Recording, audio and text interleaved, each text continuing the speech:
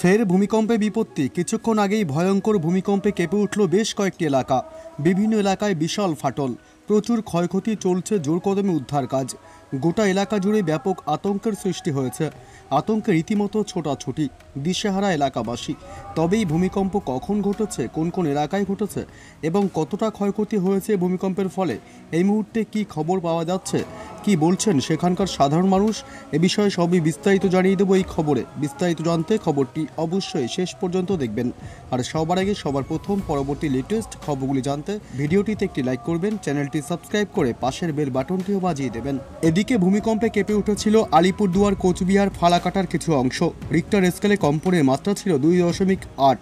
ভূমিকম্পের উৎপত্তিস্থল ছিল আলিপুরদুয়ার, তবে এখনও পর্যন্ত ক্ষয়ক্ষতির কোনো খবর পাওয়া যায়নি। ঘটনার জেরে ব্যাপক আতঙ্ক ছড়িয়েছে গোটা এলাকায়। সতর্ক রয়েছে প্রশাসনও। পাশাপাশি আজ সকালে তাইওয়ানে 7.4 মাত্রার শক্তিশালী ভূমিকম্প আঘাত হেনেছে। তাইওয়ান ও এর প্রতিবেশী দেশ জাপান, ফিলিপাইনে সুনামি সতর্কতা জারি করা হয়েছে, খবর বিবিসির। স্থানীয় সময় আজ সকাল 7:58 এই ভূমিকম্প আঘাত হানে। তাৎক্ষণিকভাবে হতাহতের কোনো খবর পাওয়া যায়নি। যুক্তরাষ্ট্রের ভূতাত্ত্বিক জরিপ সংস্থা অর্থাৎ ইউএসজিএস জানিয়েছে, ভূমিকম্পের কেন্দ্রস্থল ছিল তাইওয়ানের হুনালিয়ান শহরের 18 কিলোমিটার দক্ষিণে।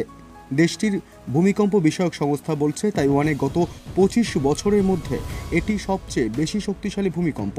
এর আগে 1999 সালের সেপ্টেম্বরে তাইওয়ানে 7.6 মাত্রার ভূমিকম্প আঘাত হেনেছিল। সে সময় 2400 মানুষের মৃত্যু হয়েছিল এবং প্রায় 500 মতন ভবন ধ্বংসস্তূপে পরিণত হয়েছিল।